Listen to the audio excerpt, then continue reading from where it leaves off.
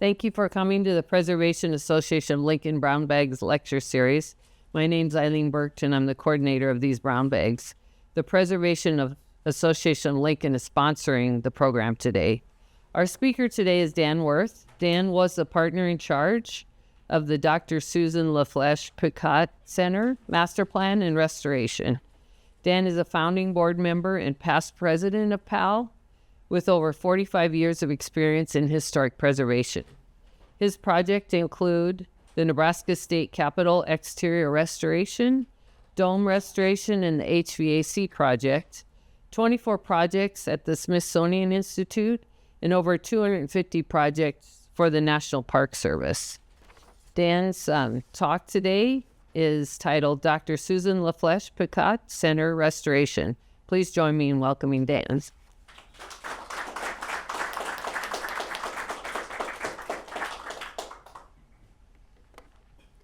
Thank you for the introduction, Eileen. It's great to be back at PAL. I think it's been, probably before the pandemic started, since the last time I had the honor of speaking to PAL Brown Bag. And it's also very heartwarming for me to present this project. It's a project that I've been involved with since I think around 2001 in various shapes and forms. So today we're going to take a road trip from Lincoln up Highway 77 to a little town called Walt Hill, Nebraska. It's about 870 people located on the Omaha Indian Reservation in Thurston County.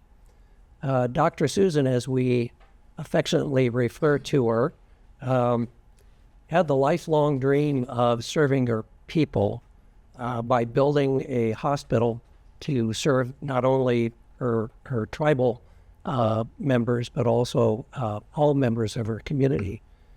As you probably know, Dr. Susan was the first Native American doctor in the United States, besides being a woman, and she built the first hospital in the country on a reservation without any federal funds.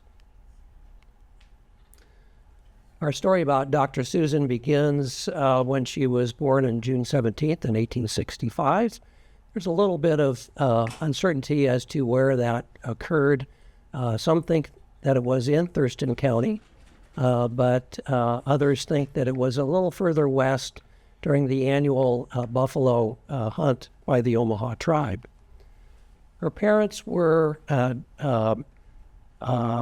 Joseph LaFlesche, and her mother was Mary Gale. Joseph was known as Iron Eye. He was the last recognized chief of the Omaha tribe. The previous chief, Big Elk, thought that Joseph was going to be a very good choice because at the time, of course, there was the great white migration into this part of the country, and there were many, many changes coming. And Joseph was very wise in his mannerisms. He really emphasized somewhat adopting white customs, and especially higher education. So as you see, here's a family photo of Suzette, Marguerite. Dr. Susan is standing, and Francis LaFlesche is on the left, the only son. Iron Eye sent all of his children to private schools to get educated. They all attended higher education, and all had very prominent careers. Dr. Susan's life was changed forever as a young girl when she watched a Native tribe person die for being refused medical care by a white physician. And she pledged that she was never going to allow that to happen again, and it was her lifelong dream to provide health care to her people. Mounting almost unsurmountable odds, Dr. Susan was accepted to medical school, the first medical school in the country in Philadelphia, Pennsylvania. Now it's part of Drexel University. She attended the school and thrived in this environment. She certainly loved anatomy and surgery. You can see by this photo. And she graduated in 1889, first of her class as valedictorian. She had numerous offers to stay on the East Coast and join practices. And as you see, in 1890, out of the 104,000 physicians in the U.S., only 4% were women, and one was a Native American, and that was Dr. Susan. But she followed through on her pledge of coming back to Waltail and to the Omaha reservation and built a house in 1905. This house is now on the National Register of Historic Places. This house became her de facto center of her regular practice. It also became kind of a de facto community center for everyone in the community. It was a counseling center, a conference room. She had a telephone, so it was a telephone exchange for many of her tribe, and it functioned that way until 1913, when she realized her lifelong dream of building this hospital. She raised about $12,000 to construct this hospital, and it cost us a little under $5 million to restore it. So you can see the power of money. But the biggest the donations came from the Presbyterian Church and the Board of Ministers. Dr. Susan, unfortunately, her time in the hospital was also short-lived. She passed away 2 years after it opened from she had suffered from facial and throat cancer. But the hospital carried on. It was a thriving hospital through World War II, and then it closed and went through a number of different changes after it closed. It was a automobile upholstery center. It was a private residence. It was an apartment, all kinds of other uses. So now that we'll start talking a little bit more about the hospital itself, but I want to make sure that you all know that there are two great resources to learn more about Dr. Susan's life. One is an excellent documentary that was produced in 2016 by Christine Lashek from Nebraska Public Media. You can find this online if you go to the NPM website. And then also Joseph Strada's excellent book on Dr. Susan called The Warrior of the People. So how did this hospital come about? The architect that you see here of the hospital was William Steele. William Steele was born in Illinois. He studied at the University of Illinois at Champaign-Urbana.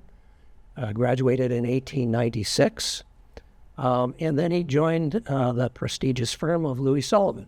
All of you probably know Louis Sullivan, especially the architects in the audience who studied history.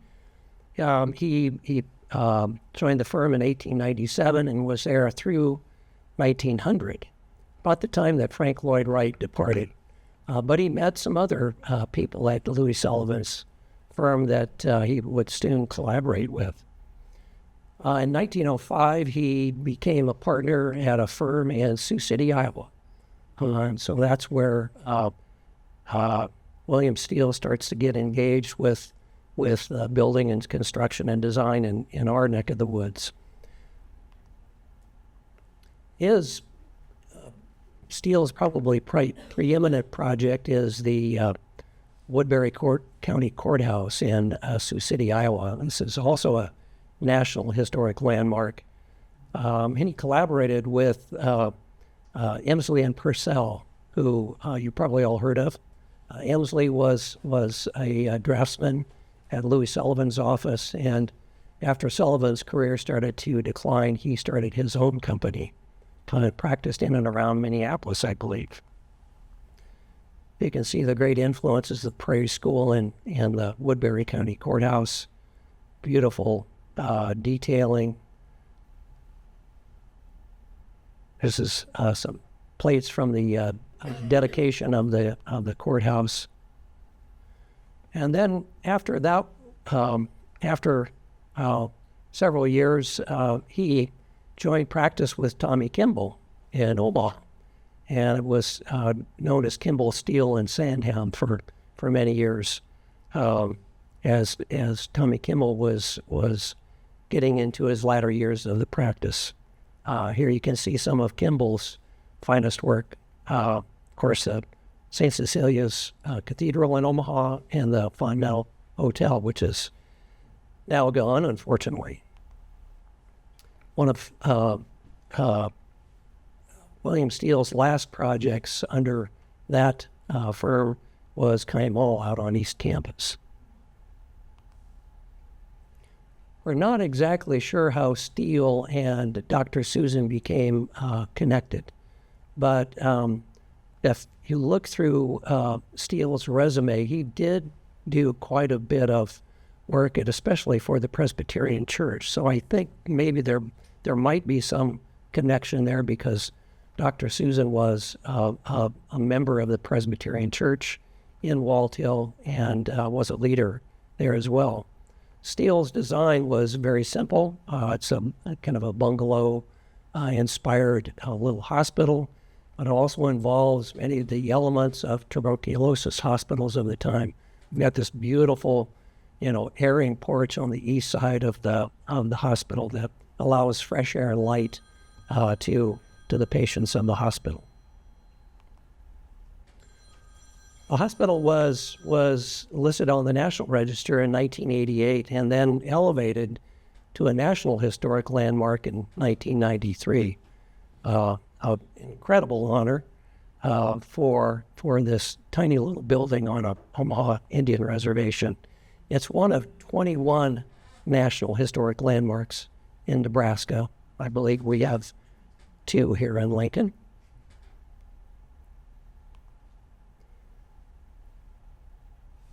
The hospital, as I mentioned, went through a lot of changes after it closed as a hospital after post-World War II. A group of citizens in Walthill recognized its importance and stepped in and purchased the hospital. But as this was around 1989, I believe, is when they purchased the hospital. And they did some minor renovations, opened it as by appointment for guests to come and see and visit. They did have some interpretive elements, as you can see in the hallway. But as that board grew old and retired, the hospital started to fall into disrepair. In 2017, by the urging of Judy Goshkabosh, who leads the Nebraska Indian Commission, she gathered a group of interested citizens and stakeholders together to see what could be done about the hospital. There were some rumors that it was falling into disrepair. So we traveled up there and we found that indeed it was suffering from some serious neglect. We had some foundation settling, lots of cracking. It contained asbestos, lead-based paint. The roof was probably the most serious element of the hospital.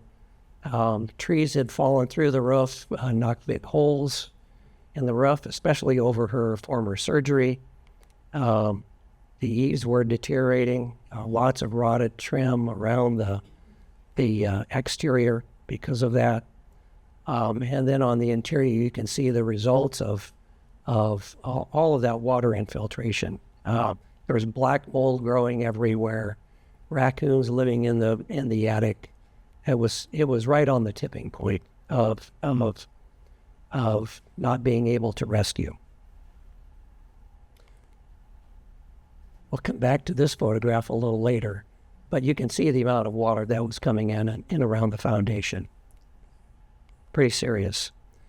Keith Mahaney was the local person that spearheaded the purchasing of the hospital and the founding of the Picotte Center Board.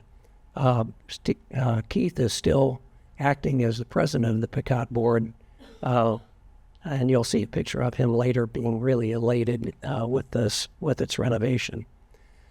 Based upon what we saw, we knew that we had to raise some awareness. So in 2018, between 2017 and 2018, we were able to get the hospital listed on the National Register as 11 most endangered properties. The National Trust has been doing this since 1988 and has over 300 sites nationwide. That certainly helped raise awareness. But we also took the campaign of the awareness to the halls of the Capitol and to the people of Nebraska. We engaged the help of former First Lady Suzanne Shore to be our co-spokesman for this effort to raise awareness. We held some press conferences. Here's I think Mike Wolf, the former tribal chair of the Omaha tribe, and Senator Brewer assisting with the effort.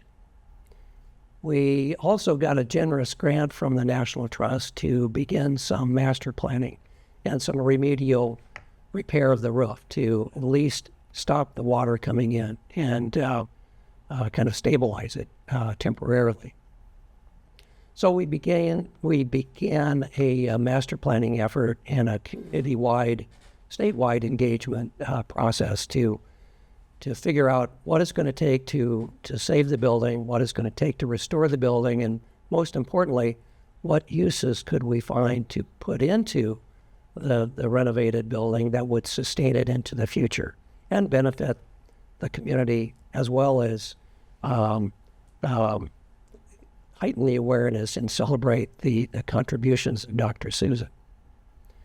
Out of that master planning effort and through community engagement efforts, we found that 4 important elements were needed. Number one, we needed to embrace Native customs and the language. Number 2, we also needed to focus on health and wellness. There was a great need in the Waltail community for some kind of health care. We also wanted to engage the youth because of the Waltail community, because that's the future, of course, of making sure that the Picotte Center flourishes and carries on into the future. And the last, of course, is heritage interpretation, celebrating the contributions of Dr. Susan. Out of that came the master plan of 2019, and that was really the springboard for the fundraising effort. Mylan Wall from the Heartland Center for Leadership is our partner in preparing this, along with BVH Architecture and a host of consultants. Our good friend Gary Bowen prepared a couple of nice renderings that we used for engaging potential fundraisers. We prepared a master plan that showed how best we could insert those new uses into the infrastructure of the hospital without damaging the historic fabric of the interior or compromising it. Here on the lower level, and it's kind of color coded, you'll see the blue boxes represent the healthcare or the clinic spaces off of accessible entrances on the ground level. The kind of rust-colored boxes show, youth activity spaces, and then kind of the orange-colored box, some place where refreshments or gifts could be sold for visitors. On the main level, the main hospital level, which is kind of the second floor. We call it the main level. The green box shows what is formerly patient rooms that would be rehabilitated into artist-in-residence studios. That's the creative element for youth art and interpretation. Down in the lower left-hand corner, which is the old surgery suite of the hospital, those would be, that's of course some of the most important spaces in the hospital. So that's where we wanted to place the interpretive elements that would celebrate Dr. Susan's life in medicine and her upbringing. And again, the orange-colored areas are community spaces, community meeting areas, language, learning, and small business and incubation space in the lower right-hand corner. Then at the top level, tiny little spaces up there, which were once nurses' dormitories for a 24/7 on-call staff. Those would be storage or perhaps artist-in-residence living spaces. After the master plan was completed, we had some great success with fundraising. We prepared a series of documents on how to phase the restoration project according to how the cash flow was being realized for the renovation, starting with the roof, the exterior, and then moving to the interior. So in about 2018, of course, we started that effort. Here's members of the Picotte board celebrating a groundbreaking ceremony on site. There was a blessing of the hospital by the Omaha tribe and some of the elders before we started our work. Phase one, as I mentioned, included the roof stabilization, completely re-roofing the building, restoring the eaves, restoring the outriggers, the beautiful bungalow kind of eave details in and around the building. We stripped off all of the asbestos siding to expose all the original cedar siding underneath the asbestos siding, stripped all the lead-based paint, and lo and behold, we have a beautiful little exterior of that bungalow character that you saw in the original photographs. The porch was restored to its former elegance. You can almost envision patients sitting out there recovering, breathing fresh air and getting sunlight. Phase three, we moved to the interior of the building. Here's a picture of the interior of the surgery. You can see how extensive the damage was from the water and also how much plaster was deteriorated. It's really interesting to note that a former restoration had covered many of the surfaces with drywall, and the most black mold in the building was on the drywall. Black mold loves to eat drywall, not so much plaster. So if you ever have a chance to use plaster instead of drywall, please do so. It's a wise investment. The interior rehabilitation required us to do the installation of a lot of infrastructure to support all of those new uses. Here you can see in the lower level some channeling of the slabs for new sewer systems, new plumbing for restrooms, kitchens, those kinds of things. And then on the right, on the left, you'll see the little restroom on the upper floor that served the nurses' dormitory. In pretty sad shape. There are many structural repairs that we had to make, which required us to remove some plaster to install, shoring, new structural members. We had to remove plaster that was just hanging by threads to get to the substrate below. before we could do any kind of remedial repairs. We also searched for areas where we could install elevators to provide handicap accessibility. We found a nice little closet tucked right behind Dr. Susan's surgery. As you can see on the photograph on the left, we removed those closet walls, found a spot where we could cut a hole in the floor to the lower level and get handicapped accessibility to both of the main levels. And then there were a few new openings that we cut to allow passage through from room to room, especially in the old private patient rooms. Around the exterior in this third phase, we also looked at how to improve handicapped accessibility and accessibility in general to the hospital from visitors. Across the street to the south, we found a vacant lot, which we turned into visitor parking. So now we have accessible routes for visitors to park and to approach the hospital. And then around the east and south, we provided new accessible routes as well. And then off the north side of the building, you'll see a new stair that provides egress from the main level and from the porch area. The stair, by the way, I forgot to point that out on the original photograph. There was a stair off the north side that had disappeared over many years. So it was fortuitous to find that original photograph, which helped us reconstruct the stair. We also brought in new utilities, new water service, new sewer service, new power.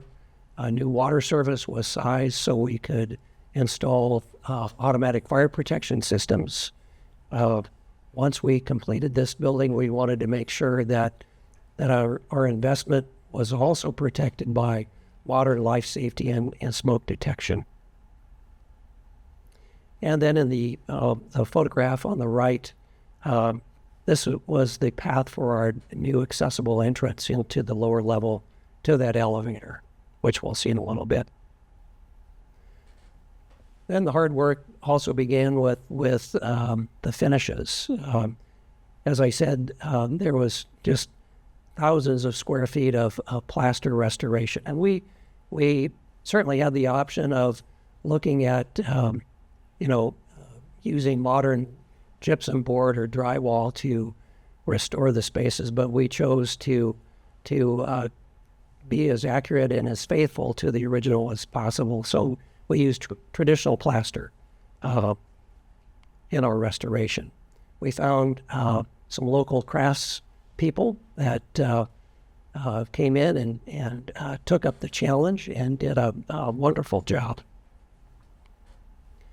We did a bunch of other research. We took historic paint sample, and we took paint samples around the building and determined the original paint color schemes, which we used in the restoration. Here's a view of the surgery area after its restoration. In this case, the light blue color in the surgery is more of an adaptation for the future interpretive exhibits, which we'll get to in a second. Along the way, we also removed all of the millwork, the doors, and trim on the interior because it had lead paint all over it. So that was brought off site. All the trim, of course, was marked carefully so we knew where it exactly came from once it was stripped so we could reinstall it. New doors were also constructed based on the historic configuration. These new doors were used and they were painted, and you'll see those throughout the hospital. The original doors are all stripped and natural finish. All the new doors are painted, so it gives you a slight cue as to what's new and what's old. And then we created a new exit corridor in the basement, or the lower level, That was a rabbit warren of dead end spaces in the lower level. So by straightening out one of those areas, we were able to achieve 2 exits off the lower level, which allowed us to have those medical uses. So the celebration really came to a climax this summer on June 14th, when descendants of Dr. Susan came back to Walt Hill. The woman on the right of the picture is Susan Picotte. It's the great granddaughter of Dr. Susan. Of course, the governor was there, Judy Gosh Kabosh, and then you see the gentleman with the silver hair. That's Keith Mahaney, still the president of the Picotte organization. And then in the center with the colorful skirt, that's Liz Lovejoy Brown, who is now the executive director of the Picotte Center. She is working there full time. She's an Omaha tribe member, and Dr. Susan was an inspiration to her in her education. So we'll take a quick tour around the completed hospital. We'll start at the lower level. Looking back, on the left, you can see the accessible entrance, the stairway into the lower level to those medical offices. On the lower right, you'll see a reception area for the medical suites. Here's a couple of quick snapshots of the interior of one of the medical spaces, an exam room. And then on the lower right-hand corner, you remember that basement photograph earlier in the presentation that had all the water coming in through the foundation? That's that same exact space after restoration. It's a nice little kitchen for community gatherings and potluck. Of course, we have to have accessible restrooms. We have accessible restrooms on the lower level as well as on the main level for visitors and for staff. But really the most exciting spaces, the most breathtaking changes, I'd say, are on the main level. And this is a view of the restored entry hall. And the view you're looking at is the main entry doors are on the right, and Dr. Susan's office and reception is straight ahead through that door. Here was the waiting bench, or the waiting area, when people would come to visit Dr. Susan. All the woodwork now has been stripped and restored, kind of get a sense of what it was like in 1913 when the hospital first opened. And then as we move into the surgery area, you'll see some of the early installation of the interpretive exhibits in her surgery. These photographs were taken a couple of days before the grand opening, and not all of the exhibits had been installed yet, but you kind of get a sense. This is Liz Lovejoy Brown, the executive director, with her children in the space. They happened to be there the day we were there with the photographer, and they served as our excellent models in this photograph. But the interpretive exhibits in this space speak to the impact of the land and the medicinal plants that Dr. Susan used in her practice, and the influence of the Omaha use of land and vegetation, and what inspired Dr. Susan to become a doctor. Of course, we have other exhibits installed throughout the first floor, artwork by Native American artists. Much that has been donated to the Picotte Center from private holdings. Some beautiful and very, not expensive, but valuable pieces of Native American art. We have one little patient room that has been furnished to give you an idea of what a private room was like in the hospital. This one is at the northeast corner looking out onto the beautiful little airing porch. Then as we move our way up to the upper floor, you can see the nurses' quarters that were restored, and the little bathroom up there that they used. Under all the dirt and grime and debris that was on that upper floor, we found this piece of original linoleum that was on the floor that you see in the center photograph, and we were able to save that and trim it up and put it back in place. It really brightens the space up, I think. And then a view from Dr. Susan's office, looking back through that series of private patient rooms that have been opened up into little artisan residence spaces. These areas now are being outfitted by a group from the Center for Rural Affairs into maker spaces for youth to come and use after schools.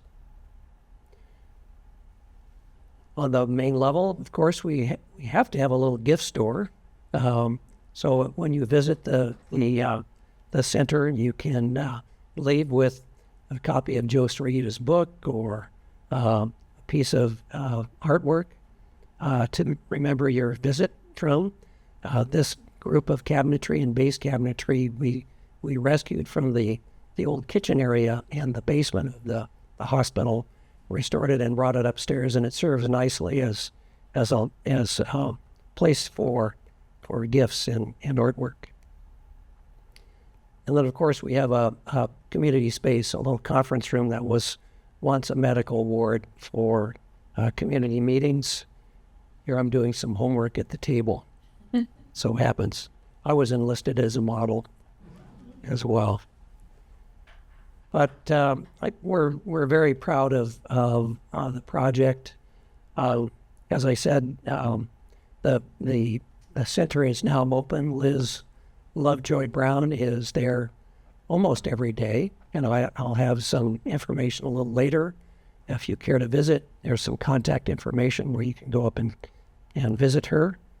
The UNMC, UNMC has worked in agreement with the Picotte Center to open 2 clinics on the lower level. The Monroe, I'm trying to remember the name of the institute, but it offers all kinds of counseling as well as medical attention for parental care, as well as mental health counseling and all kinds of other valuable things for the community. So we hope we've put a little luster back onto Dr. Susan's vision and a thing that she brought back to her community. But that vision is continuing. Dr. Susan, as I mentioned, built her house in 1905, and one of the board members from the Picotte Center owns this house and lives in it right now. And we're working out an arrangement to in the future, near future, hopefully, to acquire this property and also do a restoration and bring this into the portfolio, I guess, of properties that are related to Dr. Susan in Walt Hill. And then last but not least, a vision for the site of the hospital. You can see the hospital is on the left side of this plan diagram with the accessible parking lot on the far left. But this property is very long and narrow and is heavily wooded. And the vision is on the north side, back into those more quieter areas, is to establish an outdoor education area with native plants, medicinal plants, and also a place further to the north for important ceremonies for the tribe members. And a road trip is now back in Lincoln. If you have wandered down Centennial Mall, you've probably seen a statue of Dr. Susan. This was, of course, completed by the sculptor Ben Victor. Was installed almost 4 years ago, here in October, with a quote that is always worth requoting. And it says, I shall always fight the good and hard, even if I have to fight alone. A very inspirational person. No project, of course, is done alone. Here's our design and construction team celebrating our final substantial completion walkthrough in May of this year. BVH Architecture was the main design consultant, along with Julie Cobby from Strata. I mentioned the Heartland Center for Leadership, who helped us with community engagement and the master planning. Kevin Conant was instrumental in helping us get many good grants through the USDA Rural Development. Julie Davis from the 106 Group in Minneapolis did an excellent job of engaging with the Omaha tribe and developing the interpretive plan for the center, and that along with Alpine Engineering, Rory Euchre for structural, and Faust Construction from Upper Nebraska. And credits for the photographs, many of which were used in this presentation. So that wraps up the formal presentation. I think we've got over 15 minutes, Eileen, for some questions. So if there's any questions, I'd be happy to answer them. Yes. This is maybe a heresy, but given the extensive damage, was there ever any consideration to tear the building down and reconstruct it very carefully and accurately? No, I don't think so. I think over the course of my career, I've seen some pretty far gone buildings. This was really deteriorated, but still, not past the tipping point. We knew it was going to take quite a bit of effort, and that effort, of course, took quite a bit of money. But I'm glad we took that approach and we did what we did. So, yeah. I don't know, you didn't really touch on this in your presentation, but I know that the Park Service funded and BVH did a historic structures report in the early 2000s. That's right. What role does that document play in the project, or did it play any role? Or Yeah, good point, Matt. Excuse me, got a little frog in my throat. Well, Matt helped with that condition assessment. And it was foundational, and the master plan that we created. One whole section of that master plan was an update of that condition assessment. So it was really interesting to go back and use the 2001, I think, condition assessment and see what had survived, had stood the test of time and what hadn't. But that's what we initially started with. And of course, then that helped us determine to a great extent the amount of money that we're going to need to restore the building. So we had a good condition assessment, we had great documentation, so we can do pretty accurate estimates. Yes. I appreciated the emphasis on indigenous culture, and I was wondering, for some context, so in the Pine Ridge Reservation, they built many of the houses. I believe it's an eastward orientation for the front door, which is the traditional orientation of the teepees. So on that parallel, for this center, did you incorporate any, did you reference or were there any contextual elements from the Omaha tribal culture? For instance, the overall arrangement of the architecture, or maybe some small details or motifs. Was any of that present? Not so much. As it comes to the restoration, we kept the building orientation remains as it was originally built. The entrances remain as they were originally constructed, especially the south entry up to the porch, and then the lower east entry to the lower level, which was a service entrance at the time. We didn't do that much reorientation, and even on the interior, we tried to leave as many of the original walls and spaces configured as they originally were. So, yes, Doc. The floors look beautiful. What was the wood before you faced it? All the wood is it's southern yellow pine. It's a gorgeous, wood. It's really hard, and it refinished beautifully. It was quite well worn and deteriorated, covered with linoleum, vinyl asbestos tile in many cases. It was glued down with asbestos glue. So we had to take all of that up and sand those down.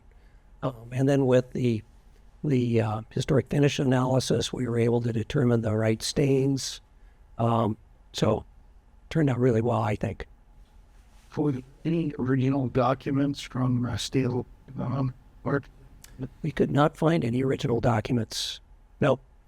So we had to go in and do the old-fashioned way, measure and draw it up by hand and create CAD models from that. I noticed in one of the rooms, the floorboards, some of them don't quite fit the surrounding boards. Was there some kind of fixture or something there that had to be removed or replaced? Yeah, I think that photograph that you're referring to was on the upper level, that restroom that serviced the nurse's quarters. And yeah, that part of the floor had, because of roof leaks, that part of the floor had suffered some really poor, awful damage. So we did have to use some Dutchman and patch in some flooring there. So yeah, you see a little bit of color differentiation. I was thinking of like there might have been like a sink that wasn't supposed to be there, or something else. No, all the fixtures in that room remain in their original configuration. Yeah. Yeah. You mentioned the Presbyterian Church helped with a lot of the funding. Yeah. So can you tell us their connection to the project?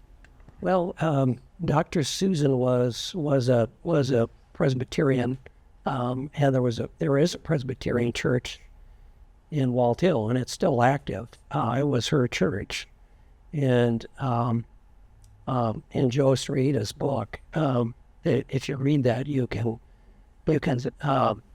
discern that the Presbyterians were really interested in assisting Dr. Susan with this. I think they contributed $9,000 out of the $12,000 total to help this. And Iron Eyes sent his children to Presbyterian schools early in their early childhood as well.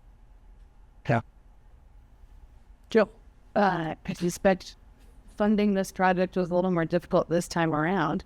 And I know it was complicated and done in phases, but can you speak a little to how you had to piece together funding from different sources and keep the project moving forward? Yeah, we had, and I don't have a list of the funders and contributors. If you go to Walt Hill, as you walk in by the statue of Dr. Susan in the main entry hall, there is a list of all of those institutions and individuals that contributed.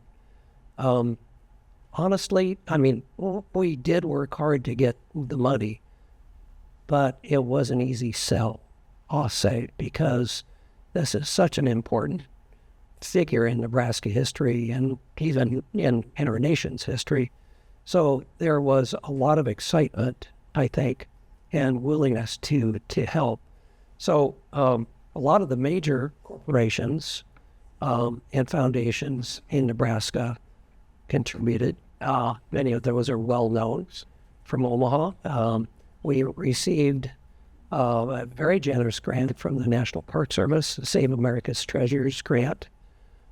we received money from the National Trust to actually kick off the first phase, the stabilization of the roof and the restoration of all of the eaves. We received money from the Shakopee tribe in Minnesota, also to help with some of the initial campaigns and awareness raising. And there's just been a lot of small checks from people around the state, $5 to $50, to help out. And then lastly, I would be amiss if I didn't say this, but through the acts of our Nebraska legislature, we do have a historic preservation tax credit program, which is all those tax credits are transferable. DrSusan.org is a 501c3 organization, so they were able to capture those tax credits and sell those on the open market. And those tax credits are now going to flow into a fund that will be used for the continual upkeep of the project into the future. So, yes. Historical Society involved in any part of this, or do they have any selling now? I'm just curious. Yes, they were involved certainly with the historic preservation tax credit program. They were also involved, very involved, I'll say, through the Section 106 review of the plans. Because we got the grant from the National Park Service, we had to go through the review process, not only through the state, but also then with the NPS folks in DC to review that, to make sure that all the plans are acceptable. So anyway. Yes. I'd just like to mention that in addition to all of the restoration and the preservation of the history, we need to remember that she built it as a hospital. And I will say that the Nebraska Medical Association and particularly Dr. Britt Bitterberg were champions in terms of trying to make sure that this would endure as a treating facility as well. So that's why Monroe Meyer, so UNMC is there, and active general medical care. Yeah, good point. Good point. Yeah, Brett, excuse me, Brett has been tenacious in his involvement. Brett joined the board, the Picotte board, probably after we initiated the project, and he has just been a pit bull, so to speak, and has really engaged the medical community throughout Nebraska. So, yeah, thanks to Brett and many others like him, this project is on good foundation. Kurt. Thanks for your work. I mean, this is really incredibly well done and important. And thanks for PAL for having this program. It's not a Lincoln building. It's an important building for our state. So well done. Yeah. Well, her Dr. Susan's sister, of course, is in the Nebraska Hall of Fame. So maybe someday Dr. Susan will be in the Hall of Fame. Who knows? All right. Any other questions? All right. Thank you for your attention.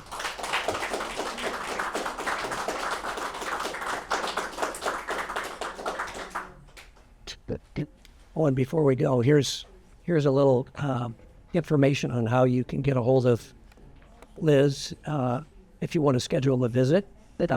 She'll give you a great tour. Head up to their